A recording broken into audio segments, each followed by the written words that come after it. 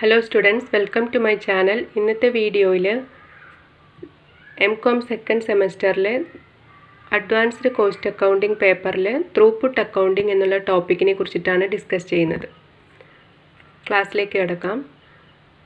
Throughput accounting was developed in the early 1990s by Goldratt. Goldratt ആണ് throughput accounting develop ചെയ്തത്. Throughput accounting is a tool developed to deal with constraints.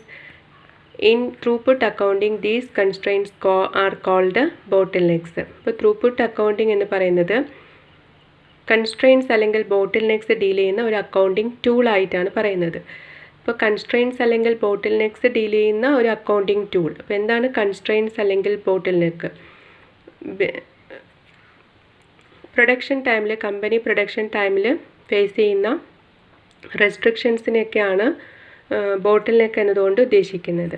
അപ്പോൾ A bottleneck is an activity that places A restriction on A production line or factory. ഇപ്പോൾ production run ചെയ്യുന്ന സമയത്ത് company face ചെയ്യേണ്ടി വരുന്ന limitations അല്ലെങ്കിൽ restrictions ഒക്കെയാണ് bottleneck അല്ലെങ്കിൽ constraints ആയിട്ട് പറയുന്നത്. The management has to maximise output with a given set of available resources. അപ്പോൾ മാനേജ്മെൻറ്റ് അവർക്ക് ലഭ്യമായിട്ടുള്ള റിസോഴ്സസ് മാക്സിമം യൂട്ടിലൈസ് ചെയ്തുകൊണ്ട് മാക്സിമം ഔട്ട്പുട്ട് ഉണ്ടാക്കിയെടുക്കണം. എന്നാൽ മാത്രമേ പ്രോഫിറ്റബിളായിട്ട് കൊണ്ടുപോകാൻ പറ്റുള്ളൂ. അപ്പോൾ ത്രൂപുട്ട് അക്കൗണ്ടിങ് എന്ന് പറയുന്നത് ഒരു അക്കൗണ്ടിങ് ടൂളാണ്. കൺസ്ട്രെയിൻസ് അല്ലെങ്കിൽ ബോട്ടിൽനെക്സ് ഒക്കെ മാനേജ് ചെയ്യുന്ന ഒരു അക്കൗണ്ടിങ് ടൂളാണ് ത്രൂപുട്ട് അക്കൗണ്ടിങ്. ഇനി ബോട്ടിൽനെക്സിൽ ഉൾപ്പെടുന്ന ചില items: shortage of machine capacity, shortage of skilled labour force, non availability of a particular grade of material, അതുപോലെ lack of product quality and reliability etcetera. അതൊക്കെ ബോട്ടിൽനെക്കായിട്ട് വരുന്ന ചില ഐറ്റംസാണ്. നമുക്കിതൊരു പിക്ചറിലൂടെ പ്രസൻറ്റ് ചെയ്യാം ബോട്ടിൽനെക്ക് എന്താണ് ഉദ്ദേശിക്കുന്നതെന്ന്. ഒരു ബോട്ടിൽ വരച്ചിട്ടുണ്ട്. അപ്പോൾ ഇതിൽ നമുക്ക് ഒരു പ്രോഡക്റ്റ് ഫിനിഷ്ഡ് പ്രോഡക്റ്റ് ആവുന്നതിന് 2 ഡിപ്പാർട്ട്മെൻറ്റുകളിലൂടെ പാസ് ചെയ്യണം. അപ്പോൾ നമ്മളിവിടെ ഇൻപുട്ട് ഇവിടെ നിന്ന് കൊടുത്തു പ്രോഡക്റ്റ് ഡിപ്പാർട്ട്മെൻറ്റ് എയിലേക്ക്, എന്നിട്ട് ഇവിടെ പ്രോസസ്സ് ചെയ്തിട്ട് നെക്സ്റ്റ് ഡിപ്പാർട്ട്മെൻറ്റിലേക്ക് പാസ് ചെയ്ത് ഔട്ട്പുട്ട്. ഇങ്ങനെയാണ് ഇതിൻ്റെ പ്രോസസ്സിങ്. ഇപ്പോൾ ഇതിൽ പറയുന്നത് ഫസ്റ്റ് ഡിപ്പാർട്ട്മെൻറ്റിൽ 4000 യൂണിറ്റ്സ് പ്രൊഡ്യൂസ് ചെയ്യാനുള്ള കപ്പാസിറ്റി ഉണ്ട്. നെക്സ്റ്റ് ഡിപ്പാർട്ട്മെൻറ്റിൽ 2000 യൂണിറ്റ്സ് പ്രൊഡ്യൂസ് ചെയ്യാനുള്ള കപ്പാസിറ്റിയേ ഉള്ളൂ എന്ന് വെച്ചാൽ, അപ്പോൾ ഇവിടെ എന്താണ് ഒരു റെസ്ട്രിക്ഷൻസ് ഫേസ് ചെയ്യുന്നു സെക്കൻഡ് ഡിപ്പാർട്ട്മെൻറ്റ്. അപ്പോൾ ഇവിടെ നമ്മൾ 4000 ഫുള്ളി നമ്മൾ ഈ കപ്പാസിറ്റി ഫുള്ളായി യൂട്ടിലൈസ് ചെയ്ത് 4000 യൂണിറ്റ്സ് പ്രൊഡ്യൂസ് ചെയ്താൽ അത് മുഴുവനും നമുക്ക് നെക്സ്റ്റ് ഡിപ്പാർട്ട്മെൻറ്റിലേക്ക് പാസ് ചെയ്യാൻ കഴിയില്ല. 2000 പാസ് ചെയ്യാൻ പറ്റുള്ളൂ. ബാക്കിയുള്ള 2000 അവിടെ ഇൻവെൻ്ററി ആയിട്ട് നിൽക്കും. ഇവിടെ 2000 മാത്രമേ ഇവർക്ക് പ്രൊഡ്യൂസ് ചെയ്യാൻ പറ്റുന്നുള്ളൂ. ഔട്ട്പുട്ടും അപ്പോൾ എത്രയായിരിക്കും 2000 യൂണിറ്റ്സ്. അപ്പോൾ ഇവിടെ 2000 യൂണിറ്റ്സ് പ്രൊഡ്യൂസ് ചെയ്യുന്നുള്ളൂ എന്ന് പറയുന്നതിന് കാരണം ഇവിടുത്തെ കുറച്ച് റെസ്ട്രിക്ഷൻസ് ആണ്. ചിലപ്പോൾ മെഷീനറി കപ്പാസിറ്റി കുറവായിരിക്കാം, അല്ലെങ്കിൽ സ്കിൽഡ് ലേബർ ഫോഴ്സ് ഉണ്ടാവില്ല. അതൊക്കെ ആയിരിക്കാം ചില റെസ്ട്രിക്ഷൻസ്. അപ്പോൾ ഇതാണ് ഇവിടെ ഫേസ് ചെയ്യുന്ന ബോട്ടിൽനെക്ക് അല്ലെങ്കിൽ കൺസ്ട്രെയിൻസ് എന്ന് പറയുന്നത്.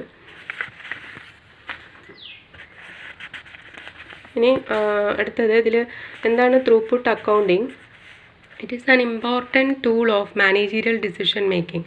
മാനേജ്മെൻറ്റിന് തീരുമാനങ്ങൾ എടുക്കുന്നതിന് സഹായകമാകുന്ന ഒരു ഇമ്പോർട്ടൻറ്റ് ടൂൾ കൂടിയാണ് throughput accounting. It is the business intelligence used for maximising profit maximise ചെയ്യാൻ വേണ്ടി അപ്ലൈ ചെയ്യുന്ന ഒരു ബിസിനസ് ഇൻ്റലിജൻസ് കൂടിയാണ് ത്രൂപുട്ട് അക്കൗണ്ടിങ്. അപ്പോൾ ത്രൂപുട്ട് അക്കൗണ്ടിങ് എന്നുള്ളത് ഒരു അക്കൗണ്ടിങ് ടൂളാണ് ടു മാനേജ് ബോട്ടിൽനെക്ക് അല്ലെങ്കിൽ കൺസ്ട്രെയിൻസ്. ഇനി കമ്പോണൻസ് ഓഫ് ത്രൂപുട്ട് അക്കൗണ്ടിങ്. അപ്പോൾ അതിൽ വരുന്ന 3 കമ്പോണൻസ് ആണ് പറയുന്നത്. അതിൽ ഫസ്റ്റ് വൺ ത്രൂപുട്ട് എന്ന് ഉദ്ദേശിക്കുന്നത് it is the number of units of output A company producers and A cells over A period of time. ഒരു നിശ്ചിത സമയത്തിനുള്ളിൽ കമ്പനി എത്ര ഔട്ട്പുട്ടാണ് പ്രൊഡ്യൂസ് ചെയ്ത് വിൽക്കുന്നത്, അതാണ് ത്രൂപുട്ടിൽ വരുന്നത്. ഇപ്പോൾ throughput is equal to sales revenue minus truly variable cost. എത്ര ഐറ്റംസ് വിറ്റു സെയിൽസ് മൈനസ് എത്ര യൂണിറ്റ്സ് വിറ്റു അത് minus truly variable cost. Truly variable cost എന്നതുകൊണ്ട് ഇവിടെ ഉദ്ദേശിക്കുന്നത് ഡയറക്റ്റ് മെറ്റീരിയൽ കോസ്റ്റ് മാത്രമാണ്. അപ്പോൾ സെയിൽസിൽ നിന്ന് ട്രൂലി വേരിയബിൾ കോസ്റ്റ് ആയിട്ടുള്ള മെറ്റീരിയൽസ് ലെസ് ചെയ്താൽ ത്രൂപുട്ട് കിട്ടും. ഇനി ഇവിടെ നമ്മൾ ഡയറക്റ്റ് മെറ്റീരിയൽ മാത്രമേ കൺസിഡർ ചെയ്യുന്നുള്ളൂ എന്ന് പറഞ്ഞു. ഡയറക്റ്റ് ലേബർ ഒന്നും ഇവിടെ കൺസിഡർ ചെയ്യുന്നില്ല. അതെല്ലാം ഫിക്സഡ് കോസ്റ്റ് ആയിട്ടാണ് ട്രീറ്റ് ചെയ്യുന്നത് ത്രൂപുട്ട് അക്കൗണ്ടിങ്ങിൽ. പിന്നെ ഇവിടെ ശ്രദ്ധിക്കാനുള്ള വേറൊരു കാര്യം, only units sold are considered in throughput. എത്ര യൂണിറ്റ്സ് വിറ്റു അത് മാത്രമാണ് ഇവിടെ ത്രൂപുട്ട് കണ്ടുപിടിക്കാനായിട്ട് കൺസിഡർ ചെയ്യുന്നത്. അപ്പോൾ അതായത് 1000 യൂണിറ്റ്സ് നമ്മൾ പ്രൊഡ്യൂസ് ചെയ്തു, അതിൽ 800 യൂണിറ്റ്സ് ആണ് വിറ്റിരിക്കുന്നത് എങ്കിൽ ആ 800 യൂണിറ്റ്സ് മാത്രമേ കൺസിഡർ ചെയ്യുന്നുള്ളൂ. ബാക്കിയുള്ള 200 യൂണിറ്റ്സ് നമ്മൾ എടുക്കുന്നില്ല. അത് ഇൻവെൻ്ററി ആയിട്ട് ഇവിടെ നിൽക്കും. അത് ഇപ്പോൾ എത്രയാണോ വിറ്റത് ആ വിറ്റതിൽ നിന്ന് ട്രൂലി വേരിയബിൾ കോസ്റ്റ് ലെസ് ചെയ്യുന്നു. അടുത്ത component investment. In theory of constraints investments means inventory. ഇവിടെ ഇൻവെസ്റ്റ്മെൻറ്റ് എന്ന് പറഞ്ഞാൽ ഇൻവെൻ്ററി ആണ്. എന്താ അങ്ങനെ പറയുന്നത്? Investment simply refers to the money tied up in assets so that the business can make the throughput. അപ്പോൾ ഇൻവെസ്റ്റ്മെൻറ്റ് എന്നത് ഉദ്ദേശിക്കുന്നത് മണി ബ്ലോക്ക് ചെയ്തെടുക്കണം. അസെറ്റ്സിലൊക്കെ മണി അവിടെ ബ്ലോക്ക് ചെയ്തിരിക്കുകയാണ്. അപ്പോൾ ബിസിനസ്സിന് ത്രൂപുട്ട് ഉണ്ടാക്കണമെങ്കിൽ ഇങ്ങനെയുള്ള ഇൻവെസ്റ്റ്മെൻറ്റ് ആവശ്യമാണ്. മണി ഇൻവെസ്റ്റ് ചെയ്യണം. അപ്പോൾ അവിടെ മണി ബ്ലോക്കായി കിടക്കുന്നത് കൊണ്ടാണ് ഇൻവെൻ്ററി എന്നതുകൊണ്ട് ഉദ്ദേശിക്കുന്നത്. ഇൻവെസ്റ്റ്മെൻറ്റിന് ഇൻവെൻ്ററി എന്നായിട്ട് ഉദ്ദേശിക്കുന്നത്. അടുത്തത് operating expense. These include expenses except the totally variable expenses required to run and maintain the system of production. ഇപ്പോൾ ഓപ്പറേറ്റിംഗ് എക്സ്പെൻസസ് എന്ന് പറയുന്നത് ടോട്ടലി വേരിയബിൾ എക്സ്പെൻസ് ഒഴിച്ച് ബാക്കിയുള്ള എക്സ്പെൻസുകളെല്ലാം ഇവിടെ വരുന്നുണ്ട് ഓപ്പറേറ്റിംഗ് എക്സ്പെൻസിൽ. അപ്പോൾ ടോട്ടലി വേരിയബിൾ എക്സ്പെൻസ് ഉദ്ദേശിക്കുന്നത് മെറ്റീരിയൽ കോസ്റ്റ് ഒഴിച്ച് ബാക്കിയുള്ള എല്ലാ എക്സ്പെൻസുകളും ഓപ്പറേറ്റിംഗ് എക്സ്പെൻസ് ആയിട്ടാണ് ട്രീറ്റ് ചെയ്യുന്നത്.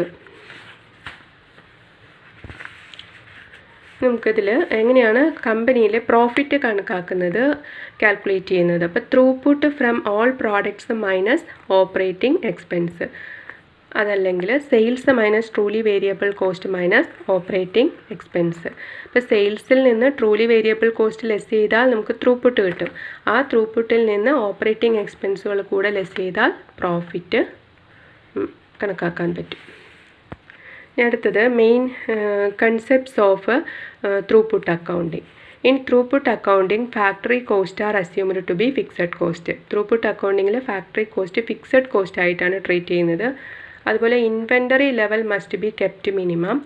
Ideal inventory level is 0. Inventory level എപ്പോഴും മിനിമം ആയിട്ട് കീപ്പ് ചെയ്യണമെന്ന് പറയുന്നുണ്ട്. അതുപോലെ ഏറ്റവും ബെറ്റർ 0 ആയിരിക്കുന്നതാണ്.